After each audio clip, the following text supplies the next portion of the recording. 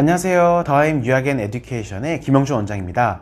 이번 시간에는 해외에서 고등학교를 졸업한 학생들이 한국 대학에 진학하는 방법들에 대해서 굉장히 쉽고 간결하게 먼저 말씀을 드리려고 합니다.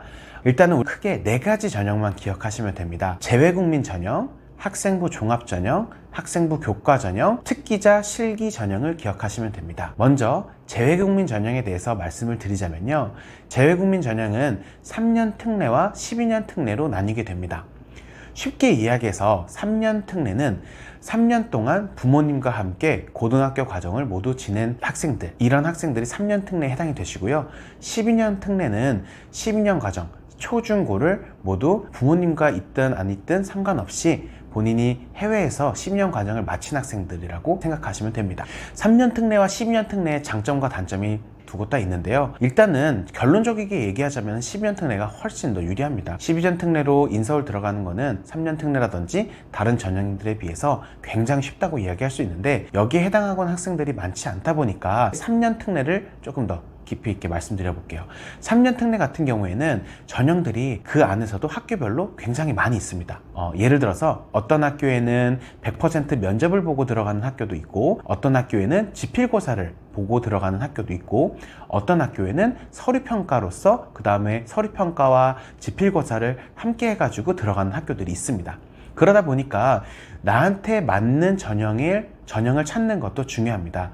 그래서 내신이 좋지 않고 예를 들어서 지필고사에 자신이 있다, 그렇다면은 지필고사에 올인하는 것도 좋은 방법이고요. 자신은 면접도 잘하고 서류적인 부분이 준비가 되어 있다, 하지만 지필고사는 보고 싶지가 않다 라고 하는 학생은 지필고사를 보지 않고 서류와 그 다음에 면접을 준비해서 들어가는 방법도 생각할 수가 있습니다.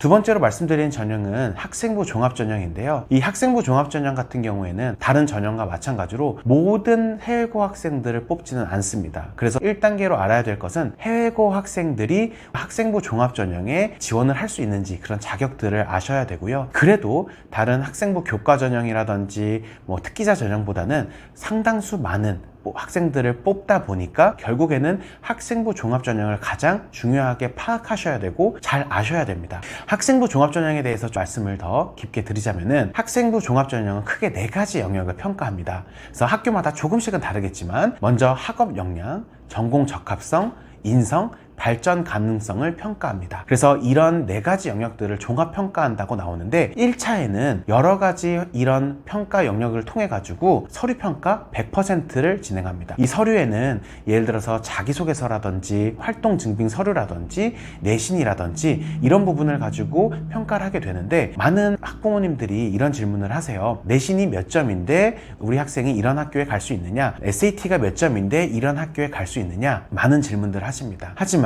이 학생부 종합전형이라는 거는 단순히 내신이라든지 SAT 점수를 가지고 들어가는 것이 아니기 때문에 학력평가에서 어느 점수를 받고 나머지 부분에서 평가받을 수 있는 부분이 굉장히 많다라는 걸 말씀드리겠습니다. 다음에 학생부 종합전형에 대해서 한번 디테일하게 더 다뤄보도록 하겠습니다. 그 다음에 이제 학생부 교과전형이라는 게 있는데요. 우리 학생들은 수능을 볼 것이 아니기 때문에 학생부 교과전형에는 수능 최저등급이라는 게 걸려 있어서 학생부 교과전형에는 많이 지원을 하지 않습니다. 또한 수능 최저가 걸려 있지 않다라고 하더라도 우리 해외고 학생들은 성적에 대한 변별력이 많이 없다고 이야기합니다. 그 이유는 입학처들이 세계에 있는 모든 학교와 모든 이 교과 시스템들을 다 이해하고 있지는 않습니다. 그러다 보니까 어떤 학교에서는 무분별하게 점수를 좋게 주는 경우도 있고, 어떤 학교에 있어서는 굉장히 점수를 짜게 주는 경우도 있습니다.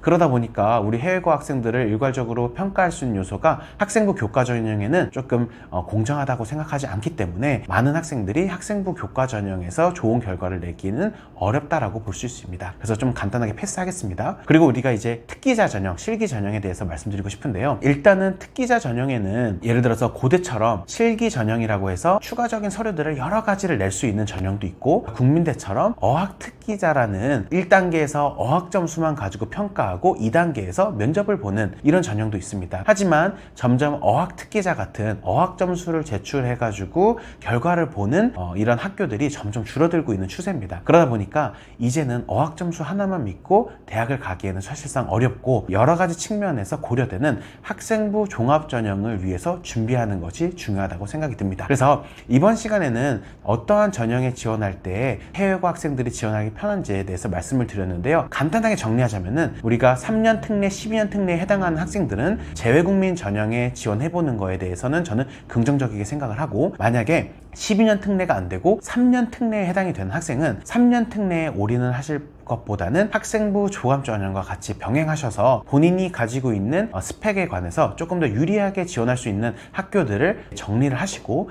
그 다음에 여러 가지 전형들을 비교해 보면서 전략적이게 학교를 지원하는 게 중요하겠습니다. 네. 앞으로도 가능한 쉽게 해외고 학생들이 지원하는 학교들과 전형에 대해서 말씀드릴 테니까 구독과 좋아요 부탁드리겠습니다. 감사합니다.